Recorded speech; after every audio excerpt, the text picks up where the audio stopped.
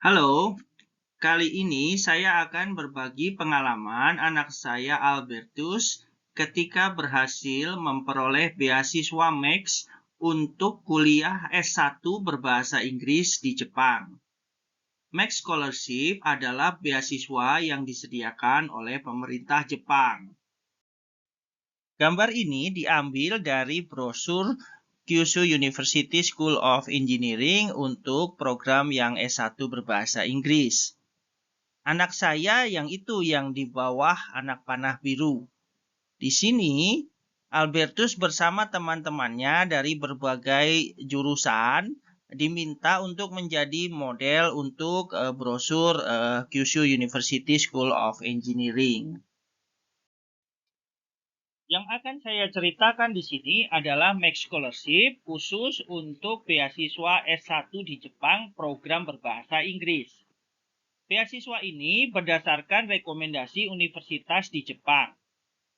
Selain itu, ada juga Max Scholarship yang berdasarkan rekomendasi Kedutaan Besar Jepang di Indonesia. Di sini kita bisa melihat beberapa perbedaannya. Pertama, dari proses pendaftaran dan seleksi. Untuk yang rekomendasi universitas, ditangani langsung oleh masing-masing universitas di Jepang. Program studi yang tersedia sesuai dengan yang ada di universitas tersebut.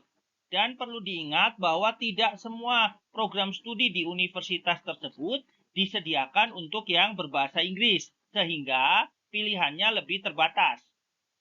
Proses seleksinya juga berbeda-beda untuk masing-masing universitas.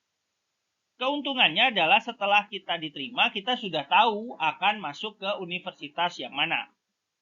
Sebaliknya, untuk Max Scholarship yang berdasarkan rekomendasi Kedutaan Besar Jepang, proses pendaftaran dan seleksi ditangani langsung oleh Kedutaan Besar. Program studi yang bisa dipilih lebih bervariasi karena dalam bahasa Jepang. Selain itu, kita belum tahu nantinya akan masuk ke universitas yang mana. Perbedaan berikutnya adalah dari bahasa pengantar kuliah dan durasinya. Untuk yang rekomendasi universitas, pada saat kuliah akan menggunakan bahasa Inggris dan durasinya umumnya 4 tahun. Untuk yang rekomendasi Kedutaan Besar Jepang, bahasa pengantar saat kuliah adalah bahasa Jepang, meskipun pada saat mendaftar tidak harus sudah bisa bahasa Jepang. Nanti setelah diterima akan ada pelatihan bahasa Jepang. Setelah pelatihan bahasa Jepang ini di Jepang, akan ada seleksi lebih lanjut untuk menentukan masuk ke universitas yang mana. Durasi studinya akan lebih dari 4 tahun karena ada pelatihan bahasa dulu. Perbedaan berikutnya adalah dari sumber informasi resmi. Ini penting karena kita perlu mencari tahu mengenai tanggal-tanggal dan proses seleksi serta persyaratan untuk pendaftaran. Nah, untuk yang rekomendasi universitas bisa dilihat di website masing-masing universitas. Untuk yang rekomendasi Kedutaan Besar Jepang bisa dilihat di website resmi Kedutaan Besar Jepang. Perbedaan terakhir adalah dari sisi biaya. Untuk yang rekomendasi universitas ada beberapa biaya yang perlu dikeluarkan.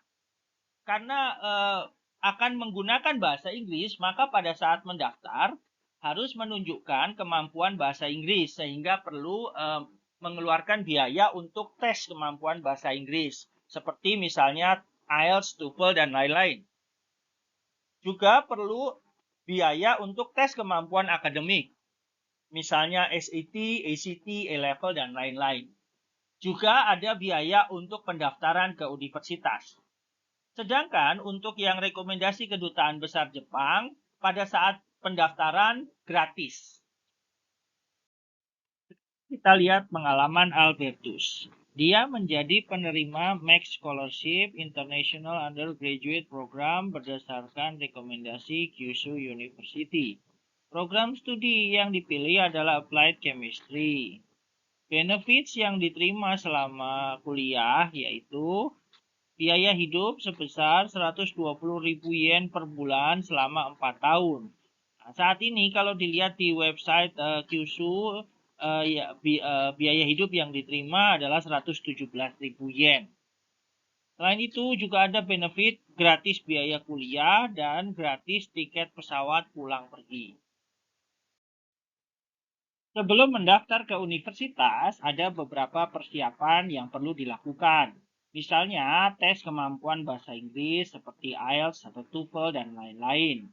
Kemudian juga ada tes kemampuan akademik standar, misalnya SAT, ACT, A-Level, dan lain-lain. Tes-tes semacam ini biasanya tidak bisa dilakukan sembarang waktu, tetapi ada jadwal tersendiri, sehingga perlu dicek jadwalnya dan direncanakan. Ada juga persiapan lain, misalnya rapor yang diterjemahkan. Nah, ini bisa dilakukan sendiri, kemudian minta legalisir sekolah. Juga ada dokumen-dokumen lain yang diminta oleh universitas yang terkait. Di sini saya akan tampilkan contoh dua dokumen yang disertakan oleh Albertus pada saat pendaftaran, yaitu hasil IELTS dan SAT test.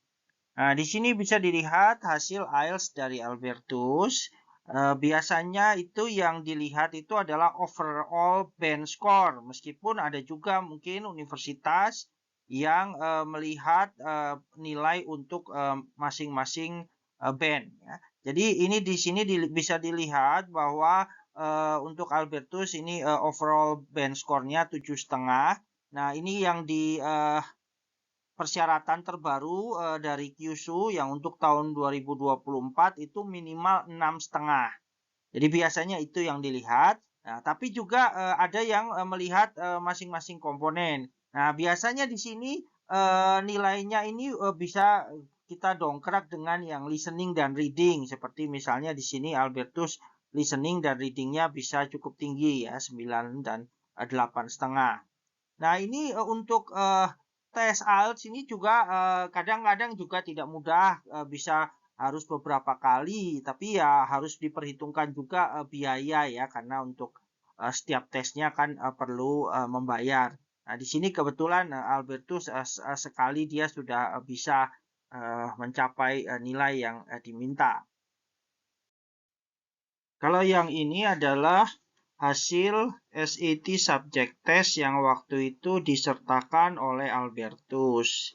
Jadi bisa dilihat di sini Albertus mengambil 3 subjek, fisika, matematika level 2, dan kimia. Untuk ketiga subjek ini dia mendapat skor maksimum yaitu 800.